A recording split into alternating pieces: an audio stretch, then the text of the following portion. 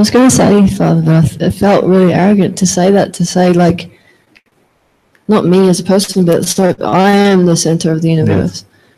Yes. Like, we have these concepts, like, you know, conditioning of concepts, like the universe is there. It's a thing, and we're in it. Yes. And we wake up and inside. And now when we check with our experience, what are we finding? Is it resonating with what the sages are saying? That, yeah, maybe there is no universe. When does it come alive? When I am. Yeah. When does it I am not? Yeah. You see? So the light of this universe is my presence, my being. You see? And then he says, so will the universe return to me. This is the light of the universe, this light of presence itself dissolves. And only awareness remains.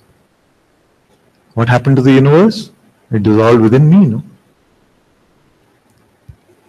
Basically when you sleep, when dreaming stops, when it all returns back.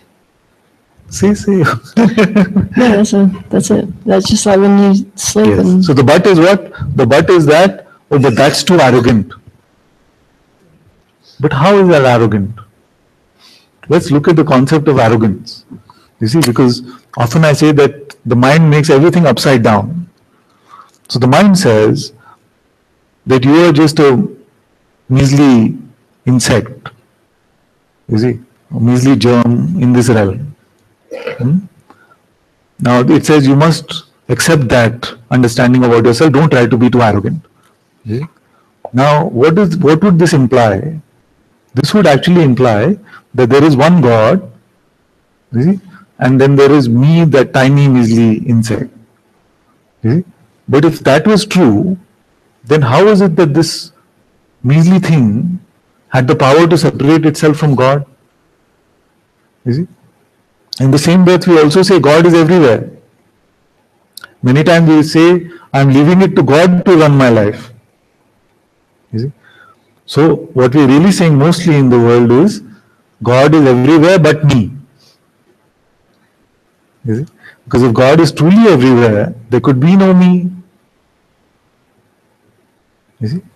And then we'll create some notions about there being some this big God and there being these tiny gods, you know, aspects of itself. You see, popular notion. But what is the recognition, what is the reality that we are discovering? Are we not finding the light of the universe right here? You see? Are we not finding that the universe disappears when I am not, and the universe appears when I am? You see? If we don't go with any visual about ourselves, if we don't go with the sensation which is conveying that I have a boundary, and observe where even that sensation is experienced, what is the boundary of that one? You see, we've been checking over the last few days and seeing that all of this is happening within me. You see, so I'm not saying you take on this concept. See, to know these things were just conceptually would actually be a disservice. That is why in most spiritual organizations, and I've been speaking to some of the Swamis also here, and they were saying Ashtavakra is something that we do close to the very end of a long, 2-year program or something like this. Why like this? Because it has to come to the point where we come to this place of direct recognition of these things. You see, if you're just left with the concept, I am Brahman or I am awareness, it's not going to help in any way. In fact, it might even make the sense of an individual life more oppressive, full of more suffering. You see? Because somewhere you're believing that you are this tiny bucket of flesh and blood. At the same time, you're trying hard to believe you are awareness also. So when things happen, you're trying to relate from both perspectives and try to make the life of the individual better. All of those things can get mixed up. You see? So when we are looking at this now, we must ensure that we are looking at these words and checking for ourselves. Is this not my experience? You see? If they have some credibility because Ashtavakra and Janaka are saying them and I am saying, repeating them for you in satsang. Use that credibility not to believe it, but to check on it. You see, most often we don't have credibility in most things, even to be open to looking at whether they are true or not. So at least coming to satsang, when you say that I'm coming to satsang, you're saying that I have the credibility in this voice, I have a trust in this voice, enough to at least check. You see?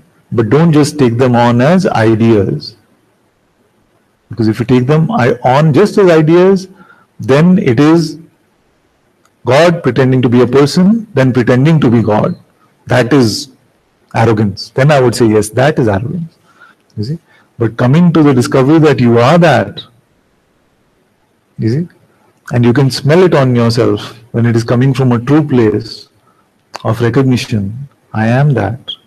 I am the witness of even this universe. The universe dissolves within me. You see? You see? So you must not be shy to say these words. But you must always keep at least in the beginning, keep your nose open to smell. Is it coming just conceptually? Am I speaking from the true place of recognition? Or am I just trying to sound fancy? Or trying to sound spiritually evolved? You see? Is it coming? What is it for is a good question.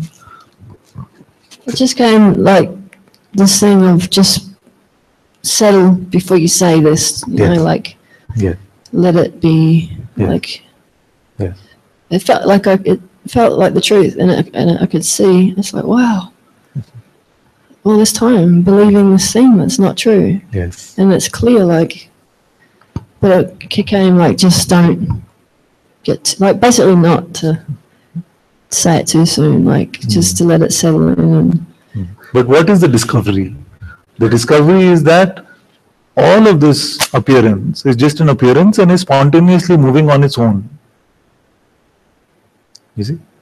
So even if the saying of it has to happen like Janaka, he just heard the first few verses, 20 verses, and then he started speaking like this. There is no set template. Although if I were to give you advice, I would also say, okay, let it settle for a bit. It's fine. You see? But if it has to move, like right now, if someone starts speaking like Janaka is speaking, it will be very fulfilling. It will be very heartwarming actually. You'll be very happy. So you don't have to have a set template about it. But that's why I said, just keep your nose open to smell for it, to smell whether it is coming from some conceptual place, it is coming from trying to show, hey, I got it, you know, or something like this, or just your mouth started moving on its own and it's speaking these words, and somewhere the remnants of the old mind are still there saying, wow. That's why sharing started from here. It was like this.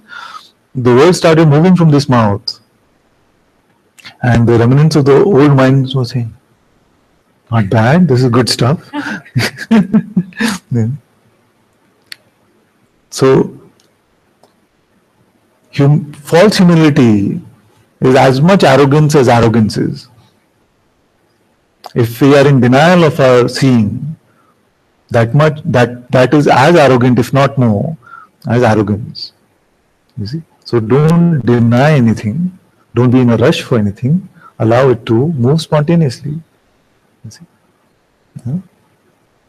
The world, if you were to speak phenomenally for just a minute, if this realm needs something, it needs 1,000,000 Ashtavakras. So if all of them are just sitting and saying, but it'd be too arrogant to speak. You know? Of course, all of that is also the will of consciousness ultimately, but I said speaking phenomenally for a minute. You see? So no false specialness, no false humility, just a simple neutrality. And continuing to have the openness to be wrong. This openness to be corrected by life. To have the openness for arrogance to be whacked out of you. Then no trouble.